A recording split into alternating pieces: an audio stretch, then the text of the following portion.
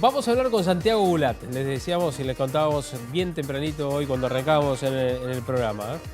Y vamos a hablar a propósito de la situación económica, ¿no? De todos los temas que tenemos para charlar con él.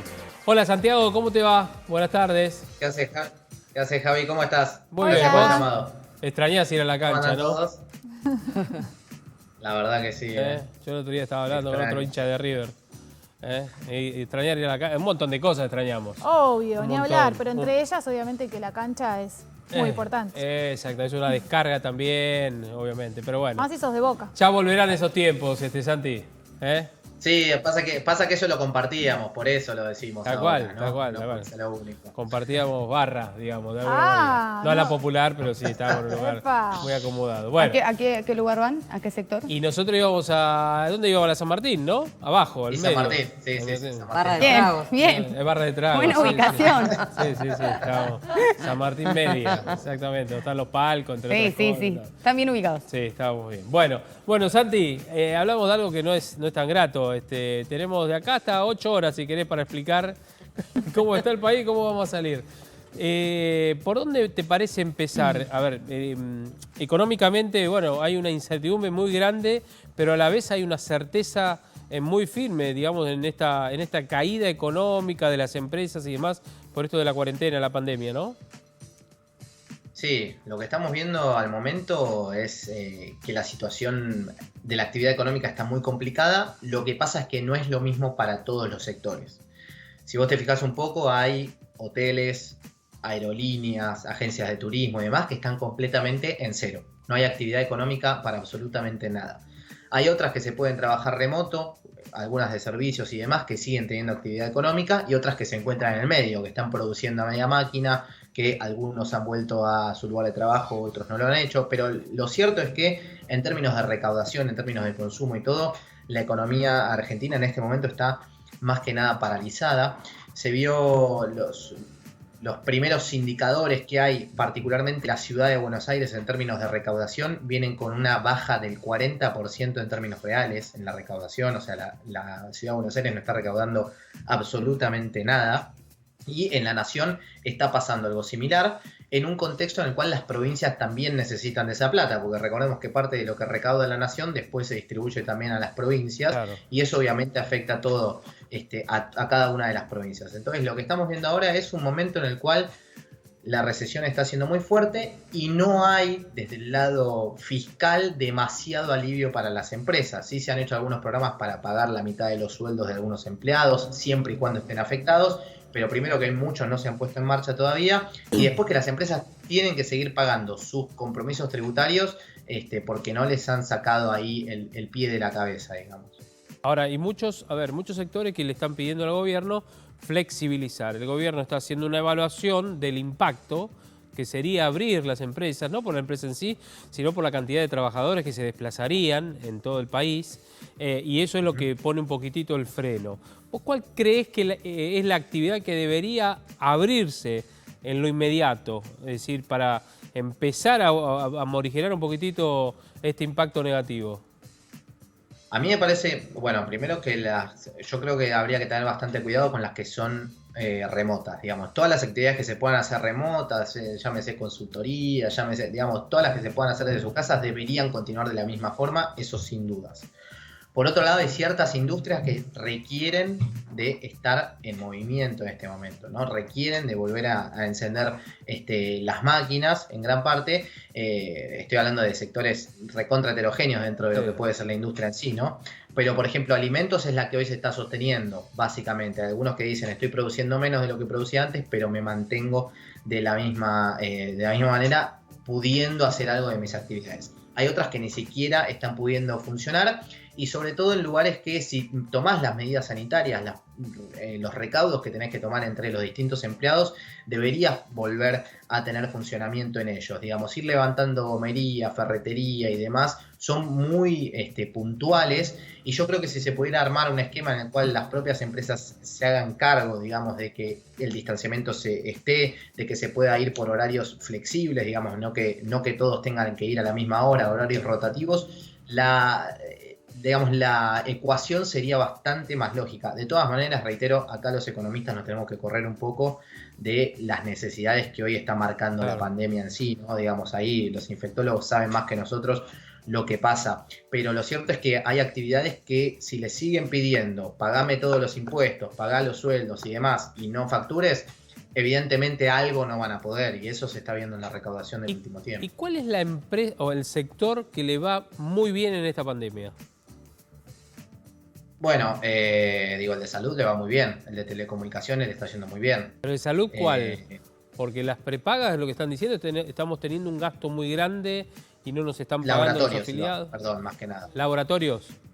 Laboratorios están teniendo actividad, sí, bastante bien, digamos, comercio es lo que tiene que ver con farmacias y demás se está yendo bien, todo lo que son empresas de delivery y demás les está yendo muy bien, con lo cual hay ciertos ganadores, pero si haces una ecuación, los ganadores son muchísimo menos que el total, digo, las empresas también que pueden continuar con trabajo remoto no están teniendo demasiadas alteraciones. Lo que sí está más complicado, incluso que se hubiera pensado que no tanto, eran las empresas exportadoras, por ejemplo el agro y demás, que no debería tener demasiada afectación porque sigue teniendo la misma dinámica de la actividad, no le están pudiendo exportar lo que hacían antes, ¿no? Que eso es una complicación. Santiago Támara te saluda. Te quería preguntar porque decían que el costo del confinamiento lo iban a pagar los hogares más pobres. ¿Qué hay de cierto en esto y por qué? Sería la pregunta. Bueno, ahí hay que analizar un poco lo que es el mercado argentino, de laboral, ¿no? Sí. Digo, si uno estudia más o menos la cantidad de 100% que hay de gente trabajando en la Argentina, 34-35% corresponde al trabajo informal. Del otro restante, del 65% restante, hay un 25% que es monotributista, autónomo, toda gente que depende de que la actividad económica esté en funcionamiento. Un peluquero, un psicólogo, digamos, todas esas actividades que van a depender de que vos hagas cierta actividad para estar facturando. Entonces, primero que el sector informal en general es informal porque es el más precario a nivel laboral, ¿no? El que peores condiciones tiene, y ese también depende de las changas y todo lo demás, que cuando está frenado, obviamente eso se complica muchísimo, de ahí la decisión del gobierno de decir vamos a darle el ingreso familiar de emergencia a estas personas que no estén recibiendo absolutamente nada de esos 10.000 pesos. Fíjate que se anotaron 11 millones de personas en este programa. Es un montón. Pero van a depender mucho esos sectores. Hay otros que son de actividad privada, de trabajo registrado, que no van a estar tan influidos porque ellos pueden seguir cobrando un sueldo o quizás un poco menos del sueldo que recibían antes, pero con las actividades suspendidas. Entonces, no es tanta la afectación de ellos para el que deja de cobrar absolutamente todo lo que venía facturando. Claro. Santiago, y el tema de los bancos, ¿cómo crees que deberían actuar? Te pregunto esto porque hay muchas personas que han tenido la necesidad de pedir préstamos y por X motivo les está costando mucho y no pueden llegar a recibir este dinero. Bueno, mirá, primero que hay que tener claro algo. Los bancos cuando dan préstamos no es que dicen, bueno, saco mi billetera y veo a quién le doy esos préstamos, sino que los préstamos se fondean de los depósitos de las personas. Entonces, un banco genera un préstamo porque yo le estoy dejando plata ahí, o porque cualquiera de nosotros, por supuesto, le está dejando plata ahí en resguardo. Entonces, si los bancos empezaran a dar la plata para cualquier lado en cosas que no son demasiado solventes, cuando yo quiera ir a buscar mi dinero, improbablemente esté ahí. Entonces, están bastante cuidados los bancos. Ahora, hay algo que decís que es cierto, los bancos no dan créditos en la Argentina. No es el principal negocio dar créditos en la Argentina, de hecho es muy bajo. O sea, los bancos, para que te den un crédito, vos tenés que tener como empresa 3 balances positivos, o sea, 3 años en los cuales tuvieras ganancias. O sea, son solamente créditos para inversión futura y no te quieren prestar cuando estás complicado. Que esta es la situación actual, porque dicen, no le voy a prestar, encima que me fijan una tasa de interés del 24%, no le voy a ir a prestar, asumiendo un riesgo alto, con una tasa baja que yo voy a poder tener de ganancia, comprometiendo los fondos de los depositantes acá con una empresa que por ahí no me la puede devolver. Entonces los bancos están diciendo yo no presto o solamente voy a prestar si el Estado está detrás asegurándome que de alguna manera, claro, me lo vas a cubrir. Claro. Y eso es el FOGAR que conocimos en este último tiempo, que ya puso 100.000 millones de pesos. Ahora, con respecto al tema de los alquileres, ¿no? Específicamente, lo que ha dicho el presidente es que se congelaban, ¿no? Ahora, ese decreto de necesidad de urgencia con respecto al tema de los alquileres, entre otros puntos, ya está en vigencia porque hay, digamos, casos con los que personas con las que yo he charlado y hay diferentes posturas de los dueños de los departamentos. Algunos dicen que hasta incluso quieren cobrar intereses, otros te lo congelan porque entienden la situación general. ¿Cómo está específicamente ese tema con respecto al tema de los alquileres para que nosotros podamos saber qué hacer? Muy buena pregunta. Primero, eso va a correr, ya está vigente, sí, efectivamente, respondo esa parte. Solo está corriendo, digamos, para los alquileres que están blanqueados. Si vamos a decir la verdad, en Argentina hay mucho alquiler que no está blanqueado. Claro. Que no se realiza, digamos, de la forma más correcta, con lo cual uno se puede ir a quejar. Pero sí es cierto que vos no podrías tener ni desalojos ni aumentos en estos 6 meses, digamos, hasta el 31 de agosto. Entonces, eso debería ser así. Ahora, ¿con quién te vas a quejar en el caso de que vos no lo tengas blanqueado? Ahí no puedes hacer absolutamente nada, lamentablemente. Pero sí es cierto que queda entonces a criterio de el dueño en ese caso, pero no debería haber ningún aumento hasta el 31 de agosto y no deberían poder haber desalojos. Pero, perdón, cuando hay una inmobiliaria de promedio, se supone que está blanqueado. Se supone que sí. Se supone que está blanqueado. Claro, en el caso, por ejemplo, en mi caso es una oferta y demanda que yo hice con el dueño, que igualmente está blanqueado. Pero, digamos, tengo por suerte un dueño sensato, donde podemos pactar de alguna manera esto de lo que está sucediendo, digamos. Le pasa a él también con sus deudas, bueno, me pasa a mí también, obvio, es lógico, una cuestión lógica. Sí, no debería pasar, reitero, que haya aumentos para nada ni desalojos. El punto es ese que estás marcando, depende cómo haya sido. Si hay una inmobiliaria en el medio, no deberías tener ningún problema. Debería estar la inmobiliaria haciéndose cargo de eso, digamos, de que el dueño no puede aumentarlo. Eso seguro, porque ya es un decreto. No me acuerdo el número ahora para decírtelo, lamentablemente. No, está bien, pero el decreto está, eso es lo importante. Sí. Santiago, igualmente para dejar en claro, porque muchos tienen una confusión respecto a esto de congelar los alquileres. Después de estos 6 meses, esa parte que no pagaste, no sé, por ejemplo, a mí el próximo mes me aumenta un 15%, esa parte que me congelaron y que yo no aboné, dentro de 6 meses tengo que dárselo al dueño, me parece, ¿no? Efectivamente, sí, eso está claro, hecho no es que, claro, no es que no lo pagás. Dentro de 6 meses, bueno, hay que ver de qué manera uno igualmente tiene que dar ese porcentaje que no pagó. Tienes que acordar con él. Efectivamente. Claro, ahí está, porque muchos no lo entienden. Cosa que es muy difícil también. Y sí, hay que ver cómo restablece la economía. Santiago, ¿qué opinas respecto de bueno, el Senado, viste que ya está de alguna manera encaminada a través de la expresidenta titular del Senado a las sesiones virtuales para tratamiento del proyecto del impuesto a la riqueza, bueno, llamado así de la riqueza? ¿Qué opinas respecto de eso? Yo creo que la verdad que es un impuesto que no te va a hacer recaudar demasiado. ¿Crees que es más ideológico que otra cosa?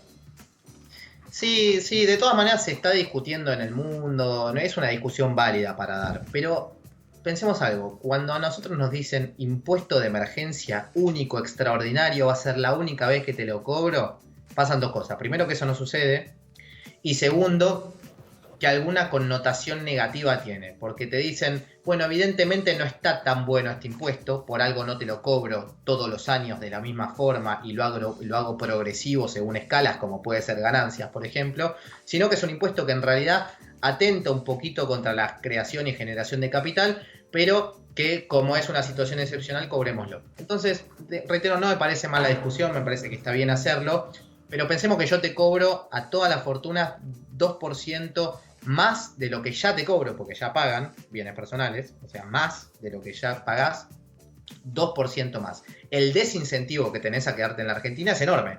Entonces, el incentivo a irte para afuera es grande y de invertir en otro lado también es grande. Entonces, hay que tener cuidado de las medidas que se toman. Creo que si es extraordinario, único y si tiene que ver con la pandemia, puede ser incluso que esté bien, pero si seguimos llenando de impuestos y demás una empresa, porque además es a bienes personales, esto es, digamos, si tenés un bien, vas a tener que seguir pagando por ese bien que tenés durante varios años, si lo pensamos en largo plazo, alguien va a preferir deshacerse de eso. Si se deshace de eso, atenta directamente contra la creación y la compra-venta de distintos bienes. Entonces me parece que de única vez está bien. El asunto es que en la Argentina los impuestos de única vez no suelen quedar de única vez, como por ejemplo el impuesto al cheque o el impuesto al débito al crédito, que nació hace el año 2001 como emergencia. ¿Sabés Y por qué te seguimos en pregunto? 2020 y es... También Sí. porque, bueno, no sé si la habrás escuchado, me imagino que sí, a Susana Jiménez, que ayer, después lo va a contar bien Andrea, pero entre otras frases, Susana Jiménez dijo, la verdad, no sé para qué blanqueé. Acá en este país no habría que blanquear, pues mira lo que te pasa, para qué blanqueamos y demás. Es más o menos el pensamiento, ¿no? Sí, es que, a ver, Argentina tiene ese tema de que no juega siempre con las reglas claras. Entonces te dicen, bueno, blanqueá, pagá lo que tenés que pagar por blanquear ese dinero. Lo Ya cierto está. es que no haberlo tenido en negro está mal, digamos. Sí, Entonces claro. también están las dos cosas. Pero efectivamente, una vez que te dicen blanqueá, te voy a perdonar lo que hiciste antes. Blanquealo y pagá lo que tenés que pagar por Bueno, haberlo pasa- traído. Ya está. Claro, lo que pasa en el caso de Susana Jiménez es como que tiene algunos puntos en el pasado de estar floja de papeles. Digamos, en el caso de... No, ¿se acuerdan no ustedes? tengo idea del caso de Susana Jiménez. Sutilmente, Ni idea. claro. No, lo recuerdo, digamos, Sí. todo es, digamos, sí, de público de público conocimiento. conocimiento, el tema del auto que compró que era para discapacitados, después un tema con Hard Communication, que era la empresa de Corcho. Corcho Rodríguez, el tema de del Padre Grassi, entonces a través del Hard Communication, bueno, digamos que tiene como algunos puntos, pero bueno, evidentemente ella, digamos... Le salió del alma. Claro, lo que le dijo. claro. Quiero obvio. repetir lo que me acaban de decir por la cucaracha, pero no lo puedo decir. Sí, No se puede reproducir, imagínatelo, no se puede Santiago, reproducir. claro. Exacto. Bueno, lo tenemos que dejar a Santiago porque sabemos que tenés radio ahora, ¿no? Sí, muchas gracias. ¿Dónde estás, Santi, ahora? En CNN. Ah, en AM955. CNN se dice a la tarde, perfecto. Sí. Que arrancaste ahora este año. Sí, con Juli Tarrés estoy. Sí, señor, así que- sí, señor, exactamente. Genio. Un gran éxito. Bueno, la próxima necesito hacerle Santi, algunas preguntas más. te mandamos un abrazo enorme, Santi, gracias. Gracias por este tiempo, ¿eh? Listo. Abrazo Nos vemos. enorme. Gracias. Un abrazo a todos. Chao, chao. Adiós. Chau, chau. Santiago Gulat, ¿eh? Ay, También está en sí. CNN Radio. Quería